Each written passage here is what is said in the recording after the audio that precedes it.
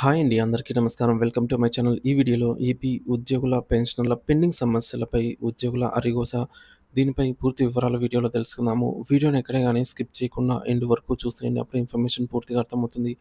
అలాగే వీడియో చూస్తున్న ప్రతి ఒక్కరు వీడియోకి లైక్ చేయండి ఫ్రెండ్స్. ఈ వీడియోని తోటి ఉద్యోగ, పెన్షనర్ మిత్రులతో అయితే షేర్ చేయండి. కొత్తగా మన ఛానల్ చూస్తున్నవారు ఇంకా ఎవరైనా సబ్స్క్రైబ్ చేసుకున్నట్లయితే వెంటనే మన ఛానల్‌ని సబ్స్క్రైబ్ చేసుకోండి. దీని ద్వారా నేను చేసే ప్రతి ఒక్క వీడియో మీ వరకు రీచ్ అవుతుంది.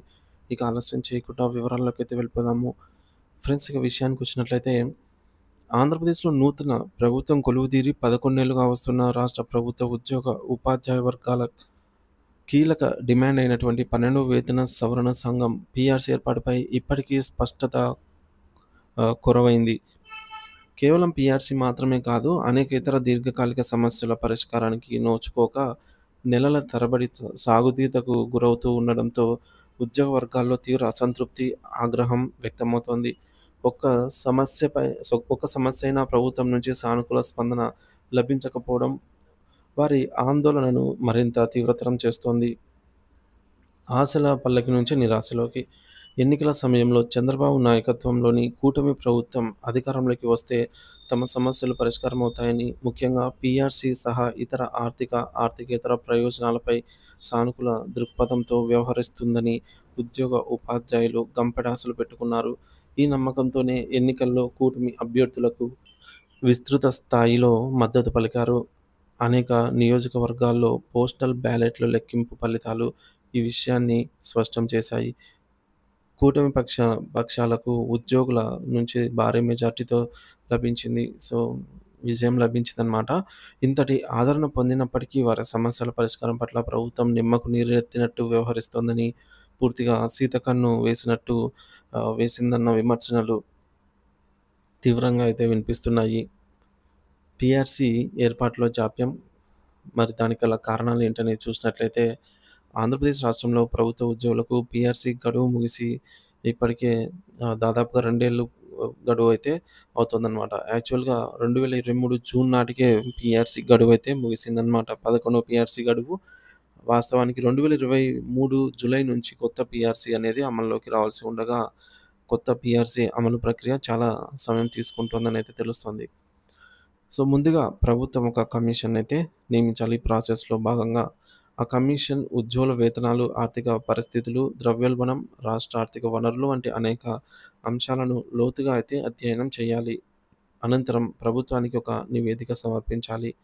ప్రభుత్వం ఆ నివేదికను ఆమోదించాలి. ఆమోదించిన సిఫార్సులను ఆచరణలోకి తీసుకురావాలి. ఈ ప్రక్రియ మొత్తం పూర్తి కావడానికి కమిషన్ వేసినప్పటి నుంచి కనీసం 7 నుండి 7.5 సమయం పడుతుంది. అలాంటిది 2 ఏళ్లు గడిచినా కనీసం కమిషన్ కూడా నియమించకపోవడం వెనుక ప్రభుత్వ ఉద్దేశ్యం ఏమిటన్నది అంతుబట్టడం లేదు. గత జగన్మోహన్ రెడ్డి ప్రభుత్వ హయాంలో పీఆర్సీ కోసం ఒక కమిషన్‌ను నియమించారు. అయితే ప్రస్తుతం అధికారంలోకి వచ్చిన తర్వాత ఆ కమిషన్‌ను పక్కన పెట్టింది. కొత్త కమిషన్ ఏర్పాటుకు కూడా ఇంతవరకు చర్యలు తీసుకోకపోవడం గమనార్హం. పీఆర్సీ కమిషన్ నియామకం జరగకపోతే ఇక పీఆర్సీ అమలు ఎప్పుడు? పీఆర్సీ వచ్చే వరకు మధ్యంతర భృతి సంగతేమిటి? ఈ కీలక అంశాలపై ప్రభుత్వం మౌనం వహించడం ఉద్యోగులను తీవ్ర నిరాశకు గురిచేస్తోంది. రాజధాని ఆర్భాటం, ఉద్యోగుల సంక్షేమం గాలికి. ఒకవైపు ప్రభుత్వం ఆంధ్రప్రదేశ్‌లో అత్యద్భుత రాజధాని నిర్మాణం కోసం అట్టహాస ప్రణాళికలు రచిస్తోంది. ఇప్పటికే అందుబాటులో ఉన్న 54,000 ఎకరాల భూమి సరిపోదని మరో 44,000 ఎకరాల భూమికి పైగా భూమిని సేకరించి లక్షల కోట్ల రూపాయల వ్యయంతో ప్రపంచంలోనే 5వ అతిపెద్ద రాజధానిని నిర్మిస్తామని ప్రకటనలు గుప్పిస్తోంది. ఇంతటి భారీ ప్రాజెక్టులపై దృష్టి సారించిన ప్రభుత్వం రాష్ట్రానికి సేవలందిస్తున్న లక్షలాది మంది ఉద్యోగులు, ఉపాధ్యాయుల వేతన సవరణ వంటి ప్రాథమిక అవసరాన్ని విస్మరించడం ఎంతవరకు సమంజసమని ఉద్యోగ సంఘాలు ప్రశ్నిస్తున్నాయి.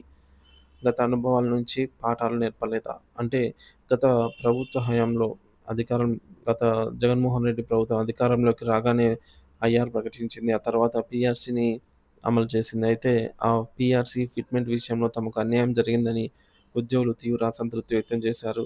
ఆ అసంతృప్తే ఎన్నికల్లో ఫలించి ఆ ఫలితాలని గట్టిగా గుణపాఠం నేర్పాలనైతే రాజకీయ విశ్లేషకులు భావిస్తున్నారు. అయినప్పటికీ ప్రస్తుత ప్రభుత్వం గత ప్రభుత్వానికి ఉద్యోగులు నేర్పిన పాఠాల నుంచి ఏమి నేర్చుకున్నట్టు కనిపించడం లేదు. ఉపాధ్యాయ వర్గాల సమస్యల పట్ల తగినంత సున్నితత్వంతో స్పందించడం లేదనే విమర్శనలు వెల్లువెత్తుతున్నాయి. కేవలం కొన్ని పెండింగ్ బిల్లులు చెల్లించి ఉద్యోగులను ఉద్ధరించామని చెప్పుకునే ప్రయత్నం చేయడం మినహా కీలకమైన పీఆర్సీ, ఐఆర్ వంటి అంశాలపై కాలయాపన ధోరణి అవలంబిస్తోంది ఉద్యోగ సంఘాలు ఆరోపిస్తున్నాయి. సహనం నశిస్తోంది, వ్యతిరేకత పెరుగుతోంది. కాలం గడుస్తున్న కొద్దీ ఉపాధ్యాయ వర్గాల్లో సహనం సన్నగిల్లుతోంది. ఈ అసంతృప్తి కారణంగా ప్రభుత్వంపై ఆహ్, తి వ్యతిరేకత మారే వ్యతిరేకతగా అయితే మారే ప్రమాదం పొంచి ఉంది. ఉత్తరాంధ్ర ఉపాధ్యాయ ఎమ్మెల్సీ ఎన్నికల్లో తెలుగుదేశం పార్టీ బలపరిచిన అభ్యర్థి ఓటమి పాలు కావడమే దీనికో నిదర్శనంగా పలువురైతే ఆరోపిస్తూ ఉన్నారు. టీచర్లు తమ నిరసనను ఓటు ద్వారా తెలియజేశారని, ఇది ప్రభుత్వానికి ఒక హెచ్చరిక అని భావిస్తున్నారు. అయినప్పటికీ ప్రభుత్వం ఈ విషయంలో వెనుకడుగు వేస్తున్న దాఖలాలు కనిపించడం లేదు. గ్రాడ్యుయేట్ ఎమ్మెల్సీ ఎన్నికల్లో గోదావరి, కృష్ణా జిల్లాల్లో లభించిన విజయాలతో ప్రభుత్వం కొంత ధీమాతో ఉన్నట్టు కనిపించినా, ఆ విజయాలకు అనేక ఇతర సానుకూల అంశాలు పడ్డాయని ఉద్యోగుల సమస్యలను విస్మరించడం తగదని హితవు పలుకుతున్నారు. ముందున్న మార్గం ప్రభుత్వ వైఖరి మారేనా? ఉపాధ్యాయులను ఇలా నిర్లక్ష్యం చేయడం, వారి సమస్యలను చిన్నచూపు చూడటం ప్రస్తుత ప్రభుత్వానికి ఏమాత్రం శ్రేయస్కరం కాదని, ఇది భవిష్యత్తులో తీవ్రమైన రాజకీయ పరమైనటువంటి చిక్కులకు దారితీసే అవకాశం ఉందని పరిశీలకులు హెచ్చరిస్తూ ఉన్నారు. ప్రభుత్వం ఇప్పటికైనా తన వైఖరిని మార్చుకొని ఉద్యోగుల న్యాయమైన డిమాండ్లపై సానుకూలంగా స్పందిస్తుందా? లేక ఇదే నిర్లక్ష్య ధోరణి కొనసాగిస్తుందా? ఒకవేళ ప్రభుత్వం స్పందించకపోతే ఉపాధ్యాయ సంఘాలు ఎలాంటి కార్యాచరణకు దిగుతాయి? వారి భవిష్యత్ పోరాటం వ్యూహం ఎలా ఉండబోతోంది? అన్నవి ప్రస్తుతం ఆంధ్రప్రదేశ్ ఉద్యోగ వర్గాల్లో తీవ్ర చర్చనీయాంశంగా మారాయి. ఈ కీలక తరుణంలో ప్రభుత్వం తీసుకునే నిర్ణయాలే రాబోయే రోజుల్లో ఉద్యోగులతో ప్రభుత్వ సంబంధాలను నిర్దేశించనున్నాయనైతే తెలుస్తోంది.